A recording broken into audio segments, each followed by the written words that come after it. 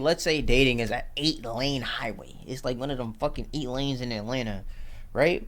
And you're trying to get to the destination of a successful romantic relationship on an 8-way highway, right? Now let's say you got daddy issues. That's 3 lanes. 3 lanes is already taken up with that. Like in 3 lanes, you done, right? So now you got 5 lanes to work with. Now let's just say you hyper independent, whatever. That's another lane going, right? Let's say, you only date niggas that's 6 feet because you didn't feel protected and whatever. I don't know. I'm just making up shit. That's another lane. And at the end of it, you have one partially operating lane. And it's just like, if you just stop trying to beat traffic and cut niggas off, and you just, okay, how can I clear up these lanes? Stop trying to rush through your one lane. You're not getting nowhere.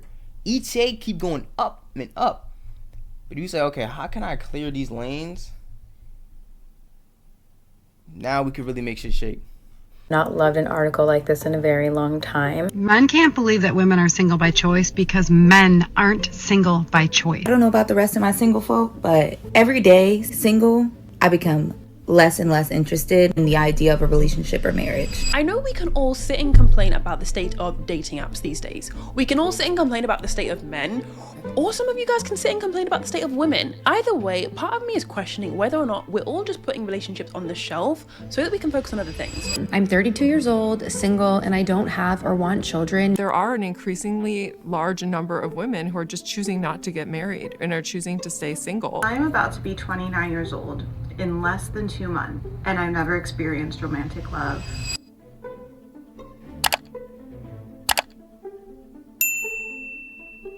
Hey, if you're new, welcome to the Cozy Corner of the Internet. I'm your host, Christina, and I help people stop shrinking and start living. I asked you guys, are we falling in love less or are we just falling in love later? And you had some very interesting things to say. I know for a fact, when I think about all of my friends that are single, and I think about all of my friends that are in relationships, when I add up all of what they have to say about dating as a whole, it's largely negative. And I know that's absolutely wild, but I feel like a lot of us in Gen Z almost have relationship PTSD. A lot of us have had too many experiences with being ghosted, or a lot of us have too many experiences with being with someone who was incredibly avoidant attached. A lot of us have one too many experiences of like being super open about how we feel and then having it backfire in our face. The trauma of trying and being optimistic and getting your hopes up can only take you so far before you literally give up. And you know what? Part of me is low-key in that situation right now. I was on a date, 3 days ago, that went so well. Like, I'm talking, I was telling my mum, I was telling my friends, I was telling everyone that would listen, like, guys, I went on a date and it was actually so good. There was green flag after green flag. He was so gentlemanly, looked better than his pictures, and I was not even expecting that. I did not match with him for looks at all. It was genuinely what he had on his Hinge prompts. We were planning the next day on the date that we had, and I was like, oh, this is all going swimmingly, like, life is worth living. And then fast forward to now, it's been a solid like 48 hours and I've not had a reply from him, and I'm kind of like, like, am I being ghosted right now? Like, this is actually like very suspicious. A lot of us just... Nah, I ain't gonna lie. Telling my dukes about somebody that you went on the first Hinge date with, or first date period, like, bro, do you know how long it took me to tell anybody about my current girlfriend that I was dating for months? I didn't say shit, bruh. I mean, I don't know. Maybe that's just a personal preference, and maybe that has nothing to do with my success or whatever, but like, I feel like it's better to just shut the fuck up. Take your losses in private and take your wins in private. As long as you can go without saying nothing. And it's not like, and again, people be like, oh, you're trying to hide. Again, at the end of the day, I know my intentions. I'm not trying to be, sneaky with nobody, but it's just like, it don't make no sense for me to tell somebody about you and then 3 weeks later we not together no more. I don't want to have to go back and be like, oh yeah. I don't want to have to do that. I don't want that unnecessary stress in my life. So telling my dukes about the first date is crazy. are fed up with like the guessing games of what if this and what if that, and should I open up, should I not, should I tell him I like him, should I not, should I say I'm not interested, or should I just ghost? Like, a lot of us just have relationship PTSD. Like, we're so sick of putting up with the highs and lows, the emotional roller coaster of being dragged through a talking stage. It's just like, I'd literally rather be single. And I've spoken about this before in my, I think, male friendships video, how a lot of men actually, women are happier single versus when men are single. Men single do have, I think, a bit more of like I want to be in a relationship, or at least I want a woman in my life, not necessarily relationship and commitment. Whereas women, I think women have like stronger emotional bonds with their friends and family. So when a woman is single, there's not really that huge urge to have a partner in her life. I'm 19, and during my whole life, I've only had one relationship that didn't last for very long. After this relationship, what I've taken from it is that I'd rather have a relationship with someone that I know will be stable and long lasting. I'm not too sure what other people may feel like, but maybe this is what mostly other people would want to. For me, this means I'm willing to put aside any crushes or feelings I have for someone and just introduce myself and get to know them as a friend firstly, and never go straight into asking them on a date. I'm a big believer that like friendships first is like a huge... So based off my experience, I think people like me would probably do the same and not immediately go straight into a talking stage, more to the friend zone first. And if I were to ever try and ask someone out, it would be that we would already have to be close, which two would take a while first to build that steady, stable relationship. I kind of wanted to have a look at what do the numbers say, because it's all well and good asking you guys about, are we postponing love or are we just falling in love less? But apparently, Gen Z is far more likely to be single than any other generation. In a survey, 28% of millennials said that they were single, whereas 46% of Gen Z said that they were single. This doesn't surprise... I feel like most likely, if you go down each generation, more and more people are likely to be single, because I feel like relationships were more of a necessity back in the day. Like, even like now, like college has lost some of its value because the value of a network is not as strong as it once was, right? Like, I feel like back in the day, like access to information was a little bit different, and you needed to know somebody to just have certain access. Like nowadays, you really can have access to pretty much anything. I can learn whatever I really want to learn, right? Like I can go on Google, right? I was watching Make Real Estate Real, which is like a real estate course, and it was saying like, okay, find a real estate agent, find a lender, find a lawyer, find. And so it's like, how do you find these people without this, right? You need to know, like, yo, you go to their house or go to the job and knock on the door or hit the landline at the very least. Like, even if we're not going that far back when niggas had landline, you hit the landline, yo, you know a lawyer such and such, oh yeah, come down to the job. It's just like, it's a totally different process. That's why there's so much more billionaires in this online era. So to close the point, like, people don't really need to be in relationships as often. Like, I guess people can work from home. People have, like, you know, better companionship options outside of just being with the person online. Like, you watch a YouTube video of someone talking, right, and you can feel a level of companionship. You watch somebody, you're watching a live stream. That's why live streams, I'm realizing, like, for me personally, I don't really like live streams like that, but I understand the appeal of live streams, because you can go on a live stream and have someone directly, like, interact with you in that moment. Like, if you're just sitting back watching a live stream, like, it doesn't really have the same appeal as though, like, you're in the chat, you know, they're responding to what you're saying back and forth. And so I'm like, oh, okay, you can supplement the human connection outside of just dealing with somebody in person. Me. I feel like a lot of us have a bias toward love languages as well. Like, it's a fun new thing that I see, like, all over Instagram, all over Pinterest, where it's like, you know, things to get someone if their love language is gifts, or things to do for someone if their love language is acts of service. Like, that's kind of pop culture now. Like, everyone knows what their love language is. What I really wish and hope for to become mainstream is more attachment styles. Like, this is something that I don't see talking about enough, because the reason why it's so important is on dating apps, there's research to show that most people on dating apps have an avoidant attachment style. This is the attachment style that is less likely to open up about their feelings, more likely to ghost, and less likely to want actually a long-term relationship. If you're on a dating app to have like a casual hookup, a short-term thing, no feelings involved, Dating apps are the place to be because there is plenty of options for that. It's the perfect breeding ground to be avoidantly attached because you don't have to commit.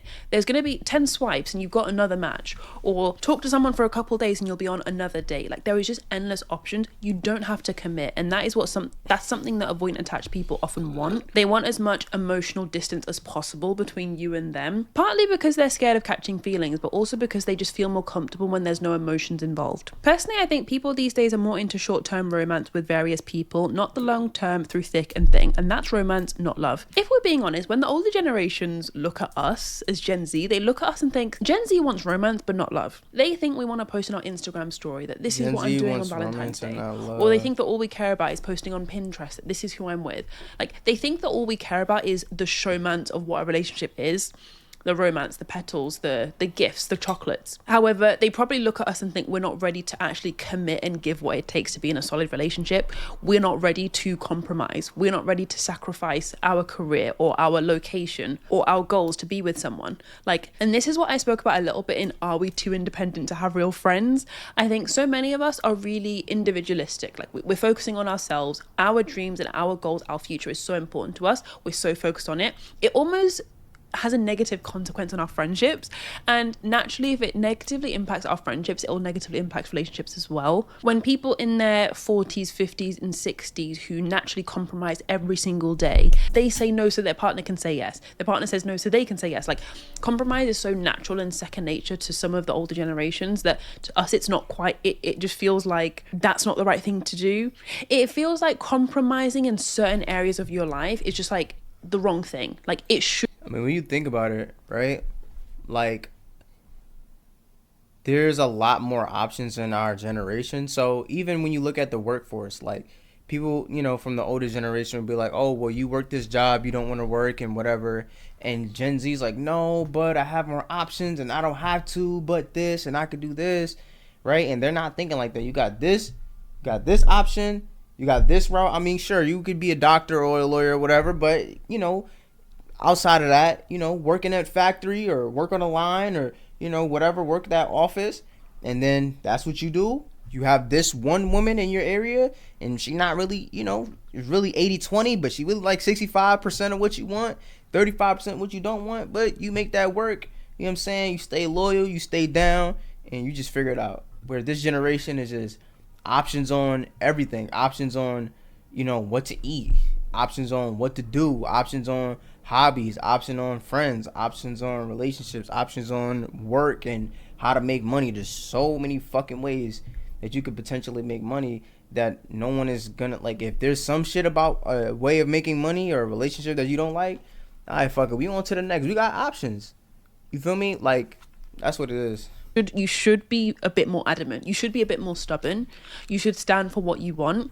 And maybe this is like an art, not a science. Maybe there is absolutely times you should not compromise. And I'm of the belief of that anyway. Maybe it's an art, not science. Interesting.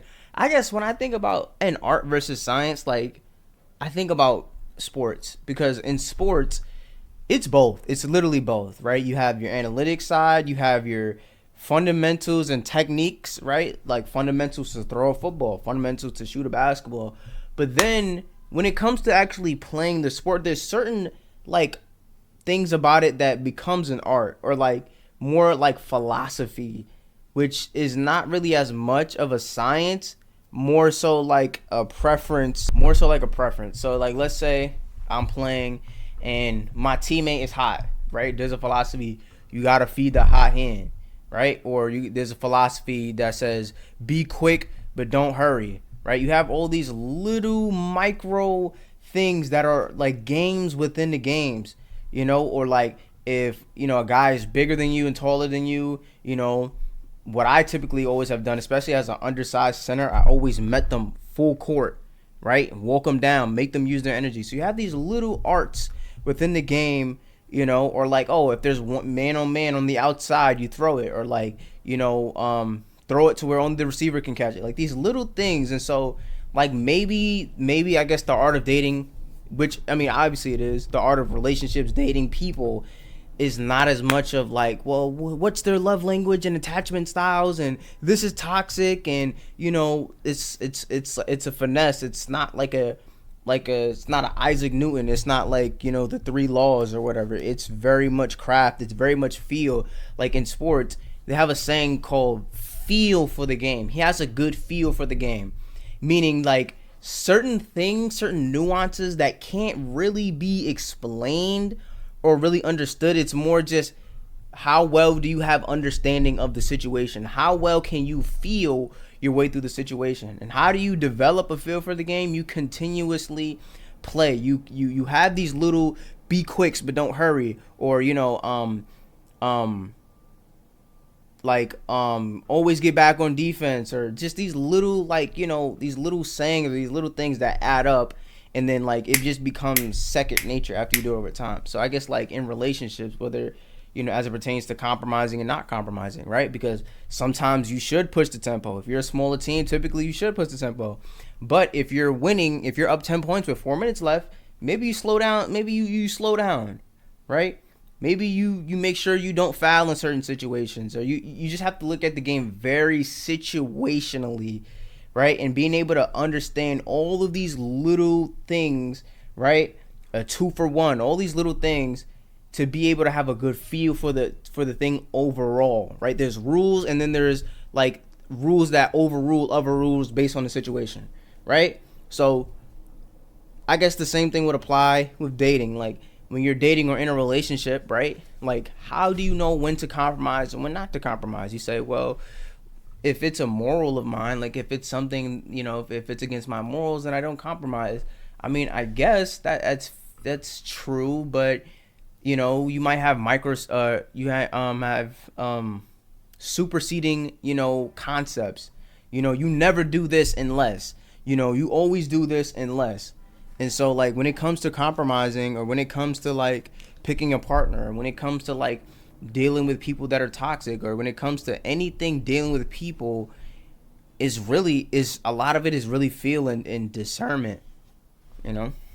I believe sometimes, say it comes to like your career and your health, you should not compromise. I think compromise is an art form that Gen Z has not mastered at all. I think if anything, we've swinged way too far on the independent scale, where it's like going into a friendship or a relationship, it's kind of like I have a lot of really intense, rigid boundaries that I'm not gonna flex on. And I know someone might comment on this and be like, Christina, I'm not gonna compromise on my career. Like, I'm not changing this for a man. I totally get you, and I think that's good. But I just think from what I've seen, like speaking to my mum and her friends and people who are older in solid relationships that they're happy in, because that's a key word, in a relationship and happy, compromise is a requirement. It's not a choice. And I almost think a lot of us are scared to compromise, because it's like, okay, say I do compromise my career. You know, I take the lower paying job to move to the city where my boyfriend's in, because I want to be with my boyfriend. I want to start a family with him. A lot of us are scared of well, what if it doesn't work? What if I wasted those years? What if I made the wrong decision and I wasted that time on him? I'm now behind in my career. I could have been ahead. Like, a lot of us are scared of what we would miss out on. And I find the solution to this, like what I've started to do is, as a mega productive person that, you know, at times I can even be toxically productive. Like, I'll work from the moment I get up to the moment I go to bed. And I swear by Google Calendar. I swear by my productivity tools. You know, I'm always on Akiflow, like my favorite productivity app. I'm always like tracking my time and seeing where it goes. There were times where I wanted to make more friends, but it just felt like optional. It felt like an add-on. It didn't feel like important to like go out. But that's what I'm saying. Nowadays, relationships are not necessities. You couldn't survive without a good relationship and a good. That's why they say what is it? Something raises a child, a neighborhood, right? The neighborhood raises, like, you needed people a lot more. You don't even need a motherfucking driver. You don't need a driver. There's so much that you don't need people for, right? That it's like, okay, I have to compromise because I need people. So like, I'm more willing to compromise because the thing that I'm giving up by compromising is not a greater sacrifice than the relationship that I potentially am gaining, or the benefit of the relationship that I'm gaining by giving up that thing. But nowadays, because you don't need people, like if let's just say this is a thing that you're giving up. Let's say like convenience, whatever it is, right? Convenience is here. People are up here. Having relationships, having the right relationships is up here. But because of everything that supplements this now, relationships, the value of relationships is down here. So when you're in the same spot, right? 50 years ago, it's the same decision, convenience or whatever, or trust, whatever it is. It's like, right?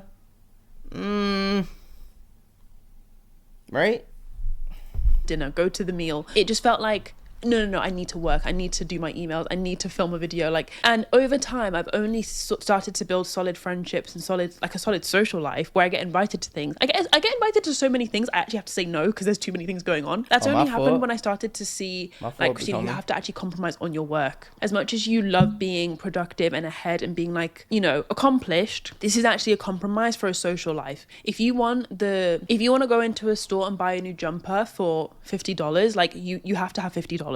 And similarly, if you want an amazing social life with amazing people, you have to compromise on your work. And maybe you could even say, if you want an amazing, healthy, solid relationship, you have to compromise on XYZ, fill in the blank. And part of me is starting to question actually whether the thing that you have to compromise is the thing that you least want to let go of. Like the things that make your life priceless and magical and impressive and inspirational are all the things that you can't actually buy. Because if you'd even look at kind of a lot of influencers nowadays and a lot of material stuff you see on Instagram, Birkin bags and Ferraris and a Bentley isn't really that impressive because everyone has one. Whereas occasionally when you stumble across a video or in real life, you'd meet someone that has interesting things to say, or in a brief conversation I guess like as it pertains, because I feel like there's this weird stigma around like money, and it's like when people talk about money, they talk about like stuff. They like, oh, Ferraris and bags and cars, and it's just like, that's like me having a great social life and bragging about being able to have sex with a whole bunch of women. Like I guess if that's your thing, I guess, but that's not even the best part of having great relationships. That's not the best part of having money. The best part of having money is freedom. Like, you can say no. If it's fucking snowing outside, it is fucking 2 degrees, and you have negative $65 in your bank account, versus if you have $6,500,000 in your bank account, you have the freedom to say no. You have more time to spend with your family. You have more ways and opportunities to help the people that you love. That is the biggest flex with money, not this other shit. That's what I'm saying. Like, relationships, like, people do the same thing with relationships. They get online and they say like, oh, I remember Fit from Fresh and Fit was bragging because he could fuck the same bitches as NBA niggas was fucking, which, sure, but it's like, that's not even, like, people be like, oh, money, the Ferrari can't, and it's like, bro, that's, you so missing it, bro. Like, that's why people be like, money can't buy happiness, and be like, oh, yeah, right. Like, you can't tell me that if I got money and I could spend a week, with my daughter, I can go to the basketball game with my daughter. Me and my wife can have an efficient honeymoon.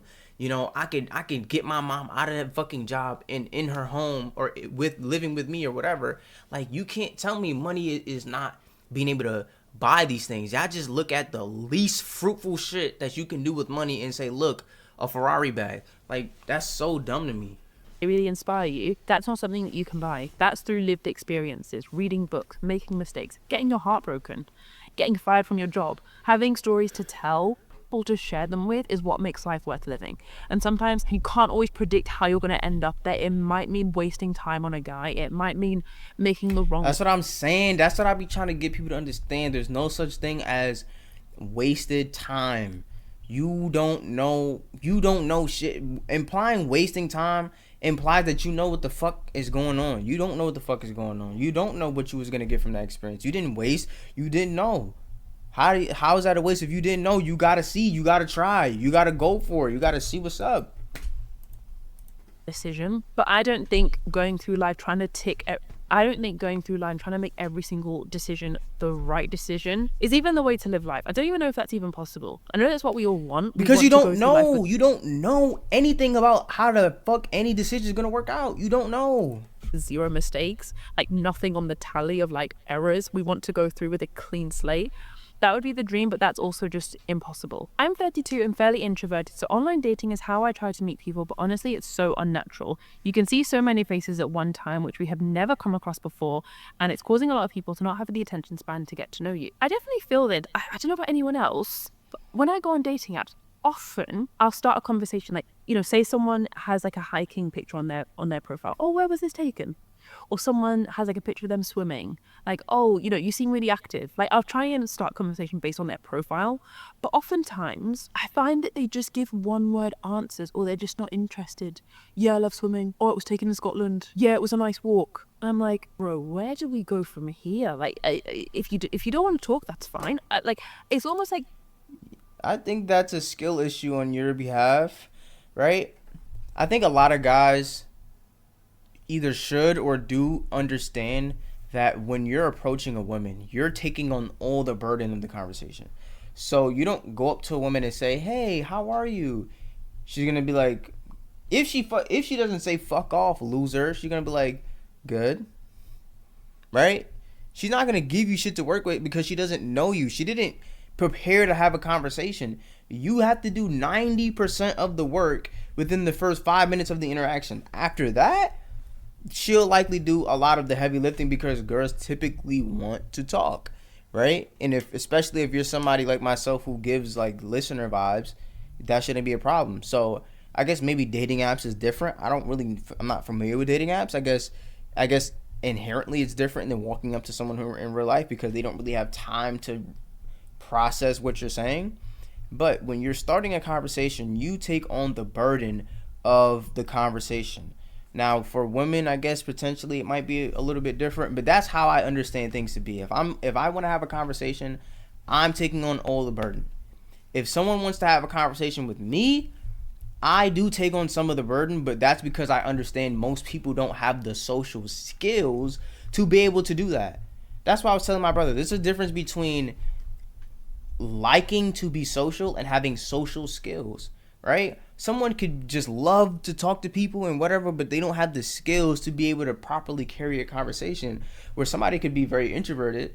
I wouldn't say I'm very introverted, but fairly, like, at least 60% introverted, may not care to really have that, but I can do it. I have the skills to be able to effectively carry out those conversations. So I think that, again, we don't see dating as a skill, right? We see work as a skill. We see exercising as a skill. We see all these things as skills, but I think we need to more effectively see not even dating, just being social as a skill. And I think we really need to hone in on that because that's a great skill to have in this life.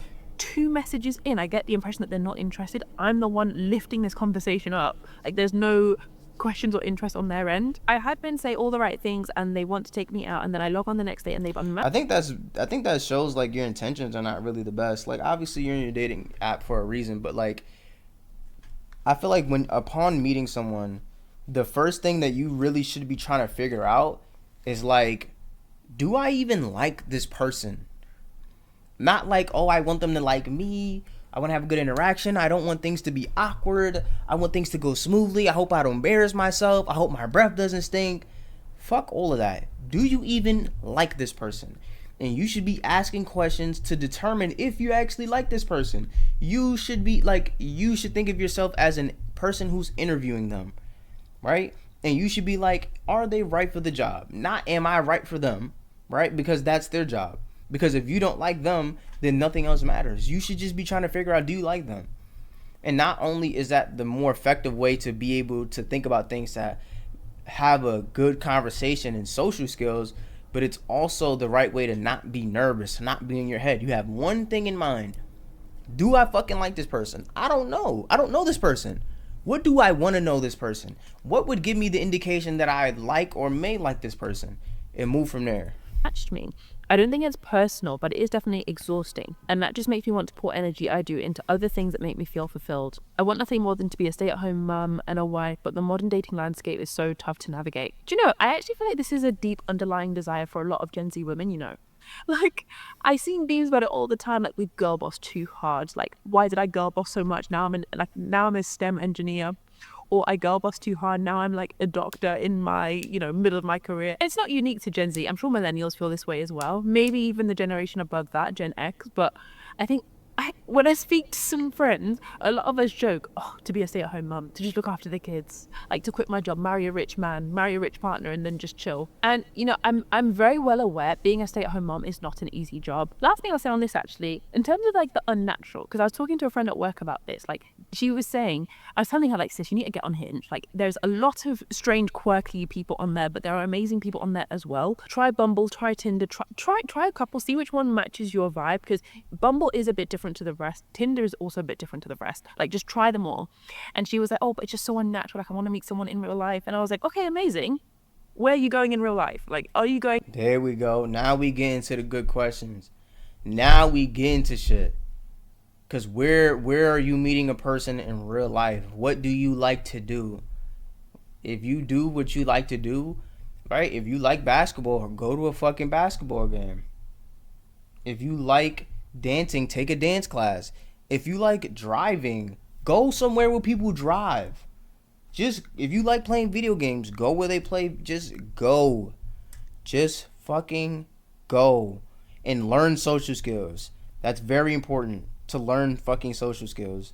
But once you learn social skills, or as you're learning social skills, just go out into the world and just fucking do shit. Take the limitations off your brain, because that's really what it be, right? And just live, right? And once you have that mindset of like, do I like this person? You see a person that you think is attractive, don't say, hey, how are you? How's the weather?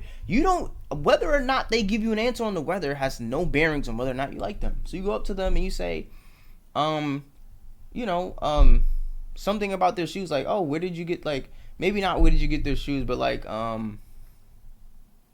is this like, something that I think is a really good question, I would ask, like, so is this an everyday outfit for you, or is this a special occasion outfit? Like, just ask those type of questions that somebody, like, you can't ask that type of question and they be like, no. It's not only is it impossible for them to effectively carry out the conversation, but you're asking questions that are so niche and so questions that they have never heard before. Like, most people are not going to have a choice but to interact with you in such a way that reflects that. You are going to be so different than what they are used to seeing, or what they are used to hearing. Hey, how are you? You're beautiful. They don't give a fuck about that. That shit is in one ear, out the other. You walk up to a woman or you walk up to a man and say, is this an everyday outfit for you, or is this a special occasion outfit, or just like a gym outfit? Like, what does this outfit say about what you're doing today? To the libraries, are you going to the cafes, the gym, church? Like, where are you going? And she was kind of like, okay, she just goes to church pretty much, but at church there's no one that catches her eye, like everyone's married. And I was kind of like, fine, it is unnatural, but I mean, an iPhone is unnatural. AI is unnatural. Having someone ride a bike to bring you a fast food meal that you could have gotten yourself is kind of unnatural. So many things are unnatural these days. Dating is just one of them. If anything, I feel like the very few natural things we have left in life are kind of now taboo. Even though it is unnatural, just look at our lives. Just look at what you're doing now. Like, you're watching some girl talk through a screen who you've probably never met before, talk about a random topic on a random Tuesday evening. Is it Tuesday or is it Monday today? So much Thursday. what we do is unnatural. It's Friday, on that very actually. optimistic note, I kind of wanted to talk about how being single is not a waiting room. I wish I had came up with that phrase myself. I actually heard it on a podcast, the Receipts podcast, where Tolly, one of the hosts, was saying, singlehood isn't a waiting room. Stop waiting around to be picked. Stop That's waiting so around to good. be chosen. Being single is very much a phase of your life. Like, it's not Absolutely. an in-between. And I think it's really Absolutely. easy and comfortable to see singlehood as like totally normal and fine when you've been single for a very long time. Like, I've been single my whole life, so it's very easy to feel this way. Like, I don't feel any type of way about being single. I don't see it as bad or negative. However, back in the day, I had a friend that she'd been an ad doll for like 8 years, and in that 8-year period she'd only been single 2 weeks. So for some people it's weird being single, and I totally get that. But I heard someone say how, relationships are, an addition to your life. They're not the core of your life. It's kind of like an accessory. Having a necklace on is great, having a watch on is great, having a nice pair of earrings on is great, but it's not your whole outfit. It's not your whole life. Is that an absolutely wild analogy? I don't know. Tell me in the comments. But I feel like the people that enjoy singlehood the most see relationships in a way where it's not their whole life. Like, you're not waiting to be picked. You're not in between and like looking over your shoulder like, when's it finally going to happen? Like, your life is happening right now. The thing is, what I find being single is a perfect time to really assess your type. Like, I know we all, and a lot of us as well, say, oh, I don't have a type. Oh, you know, my type, all my boyfriends look different, or all my ex-girlfriends look different. I go for personality, whatever it is. But I find you might even have a personality type. This is actually what I spoke about in my dating detox workbook. If you're unhappy with the state of your relationships, chances are you've probably got a relationship type. Whether your type is the person who is really chatty, funny, charismatic, but never really opens up about their feelings. I call this big personality, small vulnerability. Or whether your type is going for the person where you instantly are obsessed with them, instant spark, instant infatuation, you guys spend 6 hours together on the day, you do absolutely everything together and things fizzle out so quickly. Or whether your type is the safety blanket, you go for a nice partner, a great partner, an okay partner, but not a partner that you would really care about if you actually ended up breaking up. They're kind of a safety blanket in the sense that they're nice, they're cute, they're a cool placeholder. You don't really care if things were to end. They're just a safety blanket. I feel like the reason why you might be unhappy with your current dating experience or situation is maybe because you have an underlying type that you keep going for. And again, I know you might say they all look different, but what if the personality fundamentally is similar? This is what I unpack in chapter 3 of the Dating Detox. If you download it and if you work through it, and let me know in the comments below, what was your dating type? Were you the fixer-upper? Or do you tend to go for the instant spark? I know for me, I'm the big personality, small vulnerability. I make so many of these workbooks and so many of these videos for myself just to kind of talk through how I feel, what I'm thinking, and all the things that are going on in my head. And when I actually started to work through some of the journal prompts for overcoming the gravitation I have to my old type, or, you know, why I keep gravitating to someone who has a big personality, I found that if I keep going for someone like me, I have, do I have a big personality? I don't really know. If I keep going for someone who has a big personality, it means I don't have to talk about how I feel. And that was weirdly giving me a sense of like security, like, oh, I don't have to talk about how I feel, don't have to open up. And working through this helped me so much because I was like, okay, the moment I change my dating experience is the moment I change dating my old type. Dating outside your type can be scary because honestly, in a weird way, your type keeps you safe. Like, I know I've said it before, but I'll say it again, your type protects you. And even though your type protects you, your type does sometimes hold you back. That is something that I unpack on a deeper level in this video. So if you're looking for something to watch next, it should definitely be this. I'm nervous as You know what's interesting though? I'm realizing now that I've never dated with like trauma. Like I'm hearing what she's saying and it's like, you know, oh, you know, I have a dating type and all these things, and I'm like, the only reason she had a dating type is because she had something that wasn't being fixed. Like, something was wrong that was not being addressed. But I've never dated like that. I've never, like, and maybe that's why I've truly never had a type. I've dated girls who were very quiet, you know, very introverted, very smart. I've dated girls who were big personalities, who, you know, were just very, like, personality explosive just in general. I've dated girls who were sporty. I've dated tom girls or whatever. I've dated all these like different types, and I've never really I've enjoyed every single one of those relationships to some degree. But I'm realizing like, oh, the reason people keep repeating a lot of shit is because they never fixing what's wrong with them. So I guess if you do go for big personalities, like, and you may not want to be able to, you know, talk about your feelings and things like that, that's like, you're gonna keep running into that because you're not fixing the issue. And so it's like, okay, let's say dating is an 8-lane highway. It's like one of them fucking 8 lanes in Atlanta, right? And you're trying to get to the destination of a successful romantic relationship on an 8-way highway, right? Now let's say you got daddy issues. That's 3 lanes. 3 lanes is already taken up with that. Like, in 3 lanes, you done. Right? So now you got 5 lanes to work with.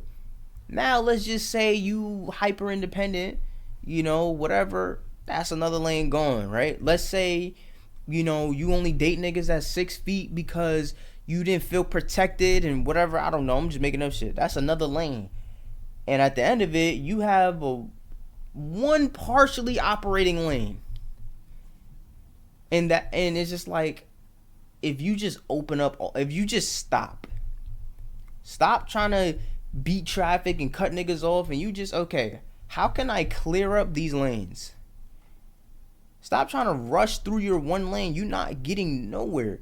ETA keep going up and up. But you say, okay, how can I clear these lanes? Now we can really make shit shake. But that's the real work. It's easy to just stay in your lane, honk your horns, and be like, oh, move. And it's hard to get out and be like, okay, let me change my tire. Let me change lanes. Let me get off the exit and whatever. Let me actually do what I'm uncomfortable doing. Like, that's the real work.